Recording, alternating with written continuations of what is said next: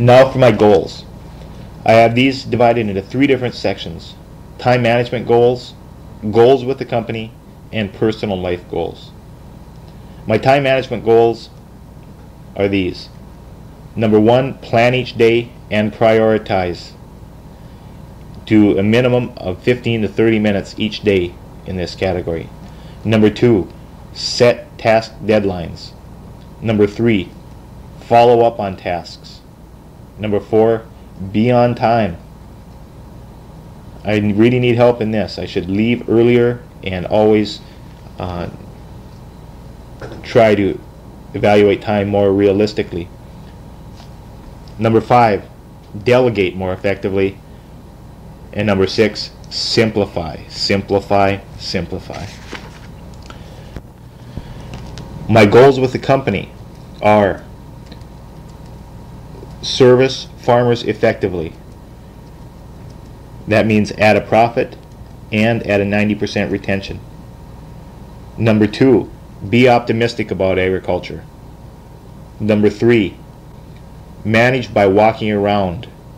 See the farmer, go talk to him, ask him what needs he has that we can fulfill. Continuing, train and develop employees, and these are in several different categories: sales, time management, technical, loyalty, merit reviews, and manage by walking around with the consultant. Go drive around with them 1 day a month or so. Service accounts receivable. A goal with the company is profitability. We need 10% profit. Attain a strong financial position and see that business services is profitable in 1987. The last one I have there is managed by walking around to farmers, bankers, and managers. My personal life goals, I have these in several different categories: social and cultural, spiritual, intellectual, physical, financial, and professional. I'll just read them right down. Under social and cultural, number 1, go home and see Ma once a month. Number 2, write letters more often. Number 3, be 5 minutes early for meetings. Number 4, watch TV less. Number 5, learn to socialize better. Number 6, become more involved in the community. Number 7, make 1 new friend each month. Number 8, throw 3 extra golden bricks each day. Number 9, go to seminars, plays, and museums with a net. Try to go at least once a month. And number 10, learn to play the piano better. Under spiritual, in my personal life goals, number 1, live and be a Christian. And number 2, live my unifying principles. Under intellectual, in my personal life goals, number 1, think creatively and visualize things. Number 2, learn from mistakes, whether they're mine or someone else, learn from them. Number 3, have at least 3 brainstorming sessions per week. And number 4 is learn more about computers. Under physical and recreational, I have number 1, exercise daily, and number 2, eat proper foods. In the financial category, number 1, at retirement, age 63, have a net worth of $3 million. And 8.2 is update records by the 10th of every month. Professional goals, number 1 is learn to manage better. That's my number 1 goal in professional. Learn to manage better. I have 5 categories that I want to work on hard. Number 1 is time management. Number 2 is delegation. Number 3 is manage by walking around. Number 4 is assertiveness. And number 5 is public speaking. Now I want to read an excerpt out of a magazine I got called Working Smart 1987 that I got from Learning Systems International. Just as there are rare vintage wines and Olympic gold medalists, there is a wondrous thing known to company chiefs as a classic CEO candidate. That's a contender with a 4-star rating. According to Dr. Melvin Sorcher, author of Predicting Executive Success, candidates of classical caliber possess the 8 following attributes. Number 1, they demonstrate an ability to make things happen. Number 2, they exert an impact on the opinions and actions of others, an influence so subtle it may go unrecognized. Number 3, they have a record of living up to their commitments. Number 4, they are steeped in organizational history. Number 5, they are able to recognize and acknowledge their mistakes. Number 6, they express their views and perspectives in a novel and arresting way. Number 7, they possess penetrating insight into the nature of their organization or industry. And number 8, they have come up with and acted on concrete ideas for positive change and organizational improvements. They have at the end of that, in parentheses, no faint-hearted types need apply. I'm the best. I'm the best. I'm the best. I'm the very best. Central's the best. Central's the best. Central's the best. Twin Valley Central is the very best. Twin Valley Central's the very, very best. Twin Valley Central is the very best.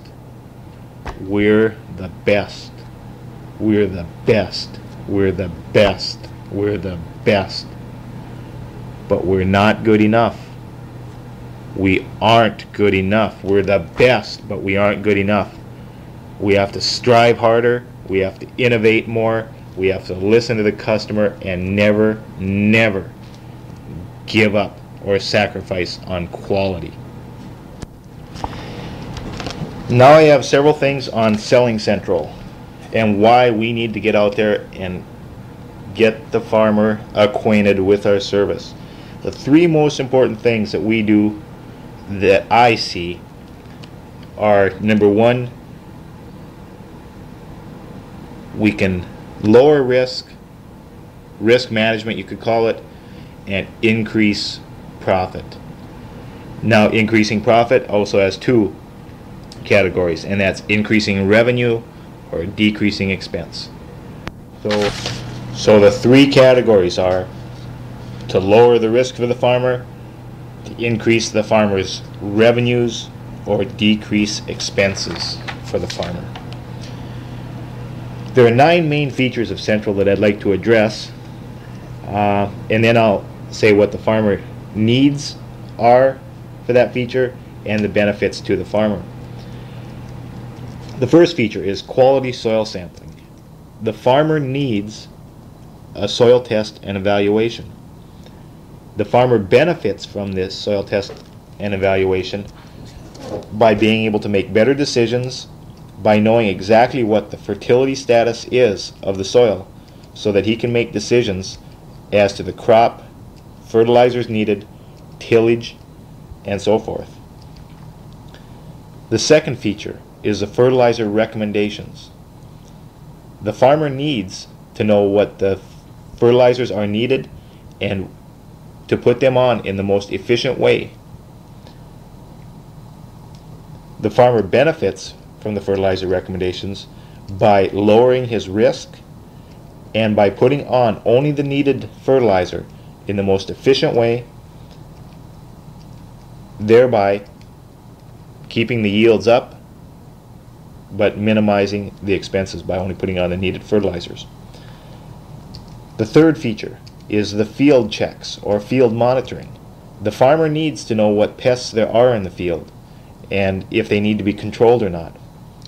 The farmer benefits from the field checks by increasing his time, not taking up his time, by saving time. He also reduces the technical pressures and knows that the job will be done by Central. He also ends up with more time to manage and plan.